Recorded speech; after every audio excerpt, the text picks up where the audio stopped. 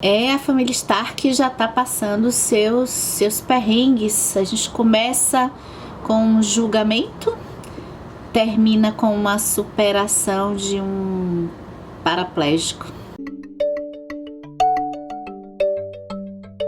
E vamos continuar a nossa discussão de A Guerra dos Tronos. Olha, tô conseguindo, calma.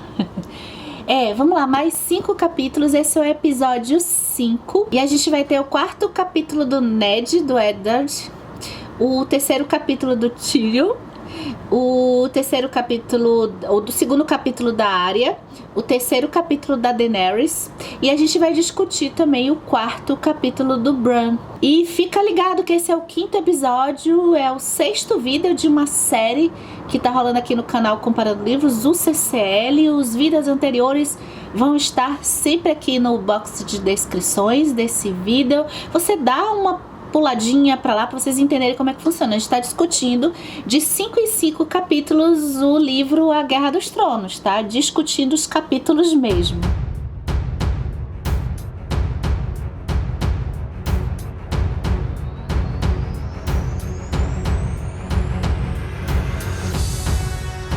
Nesse 4º capítulo do Ned, a gente vai ter uma pequena aulinha de administração pública. A gente já pode fazer até um paralelo com os dias atuais, tá? Por quê? Porque a gente descobre nesse capítulo que o tesouro de Westeros está falido. Bem, mas só voltando para situar vocês, esse é o capítulo que Ned já chega em Porto Real, tem reunião do conselho. Agora Ned Stark é a mão do rei, não é mesmo? Então ele fica depois sabendo que a Catelyn, ela foi para Porto Real. Ela pegou meio que um atalho pelo mar para chegar antes do Ned. E a estada dela ali, né? A Catelyn tá ali, tem que ser algo bem misterioso e secreto. Não pode ninguém saber que a Catelyn tá ali. Ele conversa com ela e fica sabendo da questão da tentativa de assassinato do Bran e da adaga lá de aço valeriano que a Catelyn foi pra lá pra investigar. E é nesse capítulo também que a gente descobre que o Sr. Rei Robert, quer fazer um torneio em homenagem ao Ned, que agora é a mão do rei. E a gente fica lá vendo que o governo não tem dinheiro. Não tem, e ele quer fazer um torneio. E o Ned, olha, 15 anos, o Ned tá lá no norte, apesar de do norte de Winterfell fazer parte dos 7 reinos. Ele fala, né, poxa, mas como é que isso foi acontecer? Ele não participa do governo de lá. Ele só faz a gestão ali daquela partezinha lá dele. E quando ele fica sabendo assim, isso ele acha assim um absurdo, porque o anterior, o rei louco, o Aerys, o Targaryen, o pai da Daenerys, ele deixou o reino com muito ouro. Como é que gastou isso tudo? Ahá, é agora que entra a nossa previdência. Aí você vai no Google, aí você vai pesquisar previdência, ditadura militar, o que fez com o dinheiro da previdência? É um pouco assim. Então, qualquer associação com a previdência social é uma mera coincidência. E com outros governos também, né?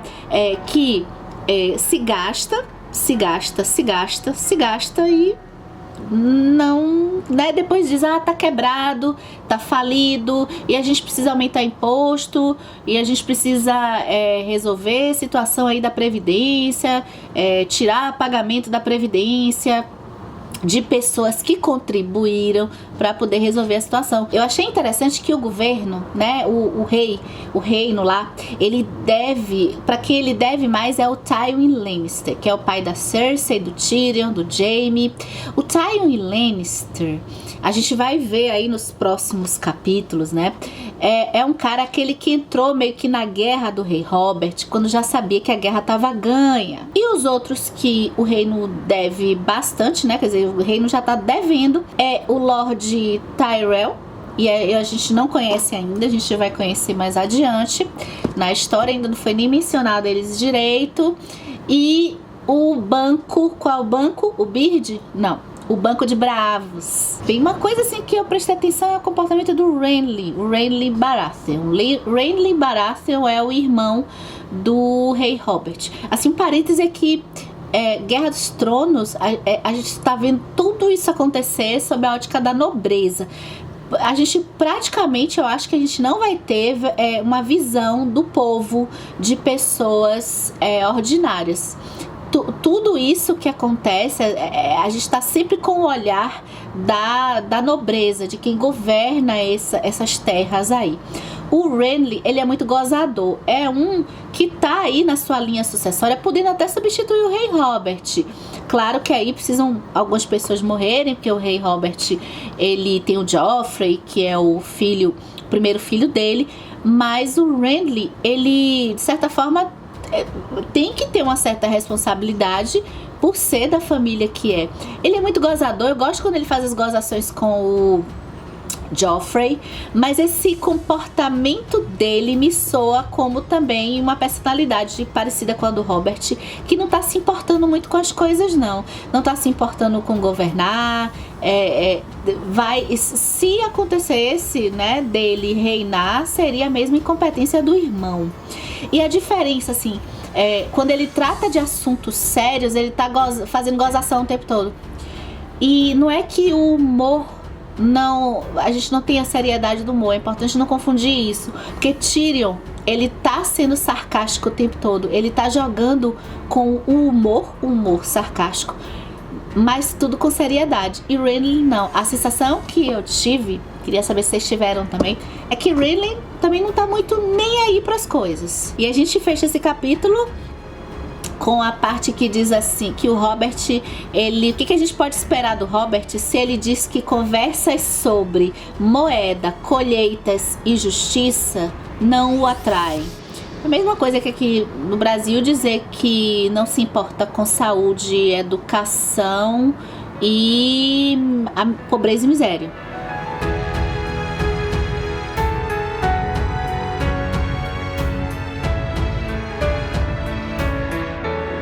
E depois de um capítulo que a gente fica sabendo aí na decadência do reino de Westeros, que o rei Robert torrou muito ouro em festas e aproveitando aí, usufruindo das maravilhas do reinado dele, a gente vai lá pra muralha, porque lá na muralha a situação tá muito precária e Tyrion tá indo embora. E o pessoal da muralha, o comandante Mormont, ele pede ao Tyrion uma ajuda, porque ele vê que os recursos ali é muito frio, lugares frios assim precisam de mais recursos. O pessoal que ele recebe é um pessoal que tá ali renegado, a gente já conversou sobre isso. E Tyrion, ele vê no Tyrion, né, as pessoas da patrulha da noite, Tyrion, ele conquista, por mais que inicialmente todos que vão falar com ele fiquem com preconceito, fazendo chacota ou receosos, mas depois muitos acabam percebendo quão inteligente ele é. Até o mestre Aemon chega a falar isso. Mestre Aemon é o mestre de lá da muralha. E como Tyrion, ele é filho, na verdade ele é o irmão da rainha, então ele tem a possibilidade de pedir ao pai, que é o Tywin, que é de quem tem o exército mais poderoso. A gente viu que é quem o rei não tá devendo muito dinheiro, é o Tywin, o pai do Tyrion. E ele pode pedir ajuda também pro Robert, porque ele é irmão da rainha, né, da Cersei. E aí é interessante ver o que Tyrion acha disso, né? Porque Tyrion não... Eles acham que Tyrion tem moral, mas Tyrion não tem moral, tadinho. E é o capítulo também que Tyrion vai meio que se despedir do Jon Snow. É muito fofo. A amizade, né? Foi construída uma amizade ali. Foi construída uma relação muito bonita. Nesse capítulo do Tyrion, a gente vê o seguinte. Todo o papo, né? Do Sir Mormont, das pessoas ali. A muralha é um lugar de defesa. Então, primeiramente, a gente pensa que as pessoas que estão ali têm que lutar, têm que ser fortes, têm que treinar bastante, porque é um lugar de entrada das pessoas que acham que ficam pro outro lado. Tem os outros. Tyrion não acredita muito nos outros, não, né? E tem também os chamados selvagens que vivem para lá da muralha. Não pode deixar, né? É a barreira lá da alfândega, não pode deixar passar pro outro lado do continente, pro sul, né, pro outro lado do continente de Westeros. E só que Tyrion, A presença de Tyrion ali, nesse capítulo é colocado isso, e que a astúcia, né, é falado pra ele, a sua astúcia, é um homem astuto, Tyrion. Homens assim fazem falta na muralha. Ou seja, a muralha precisa de estratégia também.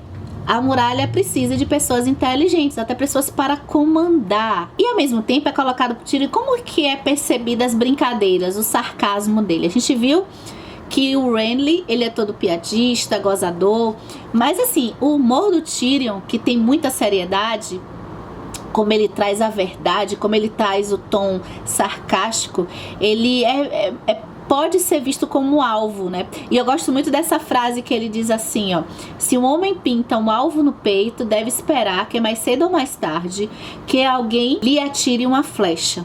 Então, Tyrion tem que ter a consciência, né? Ele tem a consciência assim de que ele conquista, mas ao mesmo tempo ele pode criar inimigos com esse jeito dele aí. Agora, o que dá pena é quando Tyrion pensa assim, quando pediram ó, Tyrion, ajuda a gente que a gente tá em dificuldades. E o rei Robert lá gastando dinheiro, né? E aí ele diz assim, então eles estão na esperança que Tyrion ajude. Aí o Tyrion fica assim pensando, olha, se eu for falar com as pessoas que eu conheço, né, que eu conheço pessoas importantes, então o que iria acontecer? Aí ele fala que o rei Robert o ignoraria, não iria ignorar ele, ou seja, o rei Robert não dá atenção a ele, não dá ouvidos a ele, né? Não é inteligente o rei. Que Tywin, que é o pai, ia achar que ele perdeu o juízo, que os Lannister só estão preocupados com eles mesmos, não querem, é aquela família poderosa. Se você conhece alguma, você conhece, então você conhece na vida real. Então é aquela família poderosa que não tá querendo saber de política, mesmo que ele faça parte de um cargo, de uma posição importante na política ali do continente, mas ele não quer saber não. Então o pai ia pensar que ele perdeu o juízo. A irmã é brigada com ele, então ele não tem qualquer papel com a irmã. E o Jaime ia dar risada, quer dizer, Jaime também não tá nem aí. Então olha só o futuro deste continente, meus senhores. E toda essa questão de dar importância, não dar importância pro pessoal da muralha, tem a ver com aquela velha história de só tomar atitude quando a porcaria já deu merda, né? Quando tudo deu errado. Nada de política preventiva, nada de se olhar para aquilo que pode acontecer. Desastres, quando acontece, a gente pode parar para pensar um pouco nisso, né? Ninguém tá preocupado com nada, é quando tem um problema. E esse papo que a gente vai ouvir aí, pode até parecer meio estranho, esse papo de que o inverno tá chegando, porque tivemos um verão, e aí quando o verão é longo, o inverno é longo também. É um pouco querendo dizer isso. Olha, o inverno é uma estação dura. O inverno vem perigo por aí. Então, se a gente não se preparar no verão, né? Aqui em Salvador, a cidade onde eu moro, a gente tem muito isso. Acho que muitas cidades vão ter isso também, porque a gente tem período de chuva, período que não tem chuva. E na época de período de chuvas são fortes e pode ter deslizamentos, né? O período que a gente não está em chuva é um período bom para se fazer as obras preventivas. Porque quando acontece depois algum deslizamento, geralmente é porque aquelas obras ou aquela manutenção de encostas não foi feita corretamente. Aqui em Guerra dos Tronos, o inverno é visto como as trevas, como um período duro, que sempre vai vir. Nosso ciclo da natureza é sazonal. O verão é a luz, é a fartura. E vamos para a conversa do Tyrion com o Jon. Mais uma conversa do Tyrion com o Jon. E é uma conversa assim de despedida, uma conversa assim um pouquinho tristinha, que o Tyrion agora e o Jon a gente já pode dizer que eles são amigos. Eu gosto quando o Jon fala pra ele que os colegas da Patrulha da Noite fazem ele ir lá pro topo da muralha, né, pra ver lá o mundo, no topo do mundo, no fim do mundo. Ele vai pro topo da muralha, passar a noite de vigília ali, justamente para ele ficar mais enfraquecido durante o dia. E o Jon fala pro Tyrion assim, que ele sabe que ele tá sendo mandado pra lá para ele ficar mais enfraquecido, né? Lembra que o Jon, ele tem mais habilidade com a espada, porque ele tem mais habilidade, mas também porque ele foi treinado pelos melhores treinadores, pelos melhores cavalheiros, que ele é de uma casa nobre, e as outras pessoas dali não são de casa nobre. E aí por conta disso ele fala que ele contém, mas eu não me deixo abater, eu faço o que eu não tô entendendo, assim, mas eu continuo lutando e eu não fico cansada e continuo lutando do mesmo jeito. E outra parte linda é quando o Jon pede pro Tyrion ajudar o Bran, e o Tyrion pergunta assim, mas como é que eu vou ajudar o Bran? O que eu posso fazer por ele? Aí eu quero que você ajude ele com palavras. Ai, gente, vai lagriminha. Por quê? Porque as palavras de Tyrion são assim de virada de chave, de página da gente, né? E acho que o Jon percebe tanto o quanto que ele se transformou com a sabedoria do Tyrion, que ele quer passar, é o conforto que ele quer passar pro irmão.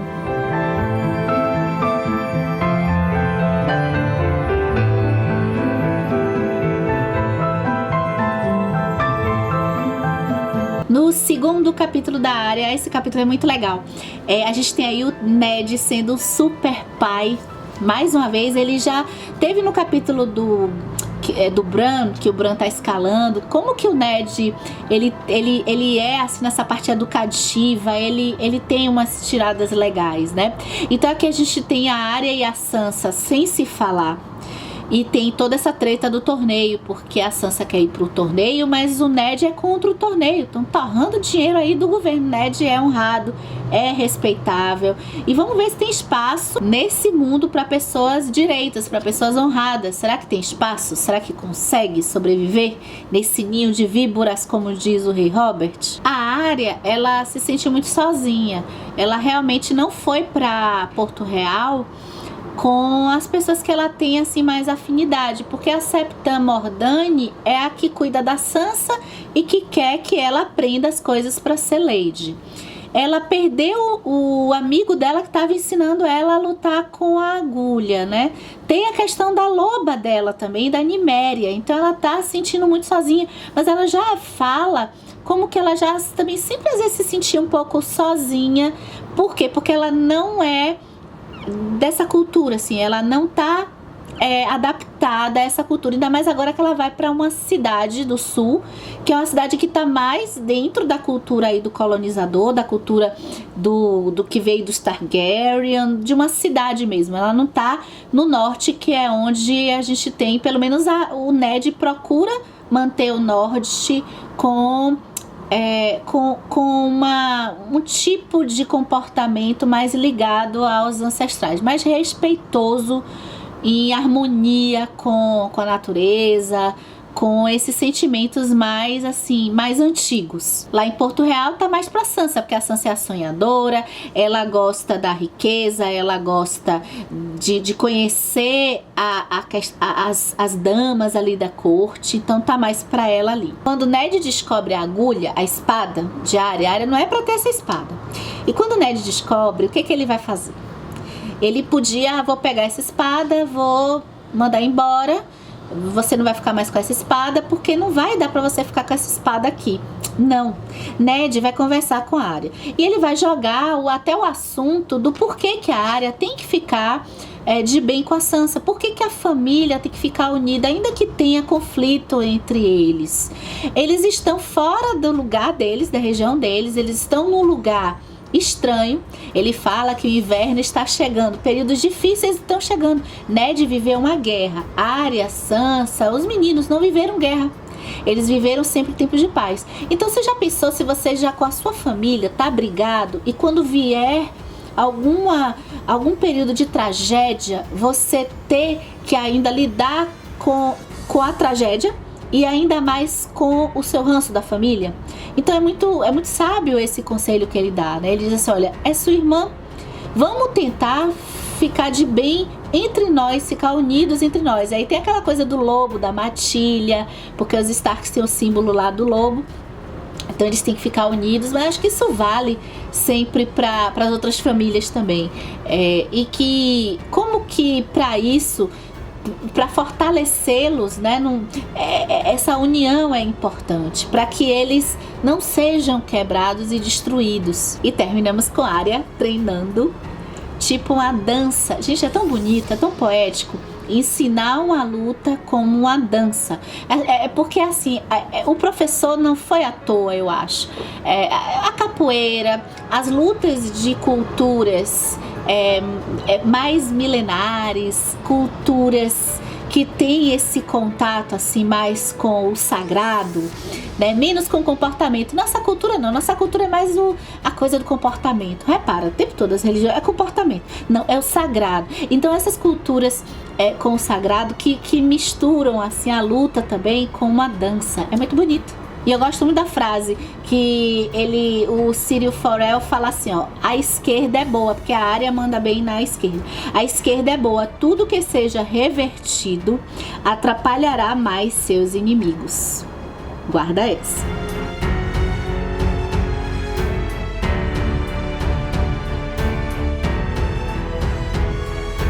E agora vamos pro capítulo da Daenerys, o terceiro capítulo da Daenerys em A Guerra dos Tronos. É o capítulo que eu acho que tem mais coisa pra gente conversar. É o capítulo que eu tô chamando aqui de empoderamento pelo sexo.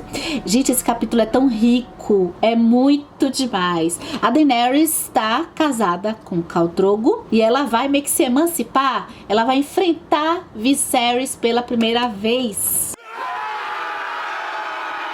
E o que acontece nesse capítulo da Daenerys já de cara?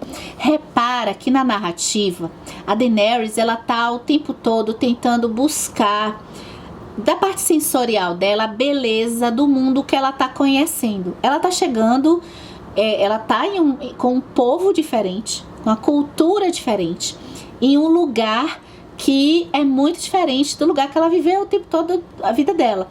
Então ela tá sempre procurando a beleza do que tá chegando para ela, enquanto Viserys reclama, enquanto Viserys está preso lá na tradição dele lá de que ele é o rei, do que o que é importante é lá a cultura lá Targaryen, é o pessoal lá dos 7 reinos, porque ele quer voltar para os 7 reinos e quer ir pro trono, sim, pelo poder, mas repara que ele fica cego, achando totalmente inferior essa cultura que ele está conhecendo. Então ele só quer o exército dele e pronto. Eu acho que Viserys é a representação do colonizador quando chegou aqui pro lado da América do Sul, que não em nenhum momento quis aprender com incas, maias, índios aqui no Brasil.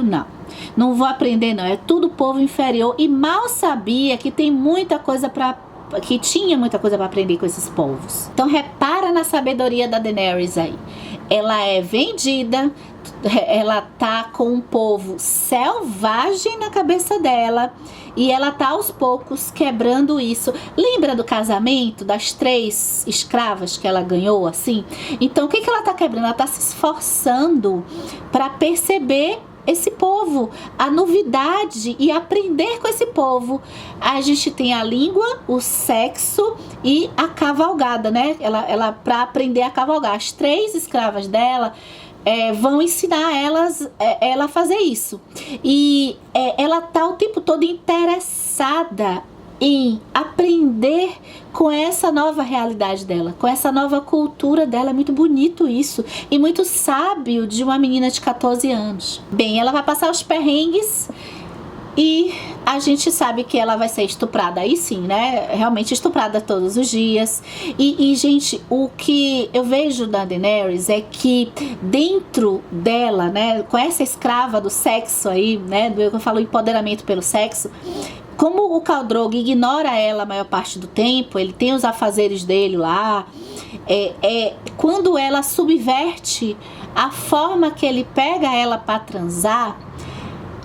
Claro que antes também foi a primeira vez que ela enfrentou, vai sendo uma escadinha, né? Ela enfrenta o irmão que ela nunca enfrentou, ela vê que as pessoas ao redor dela estão para servi-la, então ela tem um poder, ela é a Khaleesi agora, a rainha desse povo, e ela enfrenta o irmão lá atrás e depois ela vai dizer, olha, agora quem vai dominar no sexo sou eu. É bacana perceber que isso aconteceu também depois de um sonho que ela teve com os dragões. É um sonho que leva ela, os dragões, o fogo, deixa ela muito confortável. Ela vai com Khal Drogo pela língua, ou seja, ela vai pelo interesse, ela demonstra o interesse pela cultura dele, e ela vai ao ar livre. Os Dothraki, eles têm essa cultura de admirar o ar livre, de fazer sexo ao ar livre. Repara que ela tá indo pro lado da cultura dele para fazer ele ter um ritual não, uma prática sexual de um jeito que deixe ela no controle. E quando ela assume o controle no sexo, ela começa também a dar mais um passo para assumir o controle na vida dela.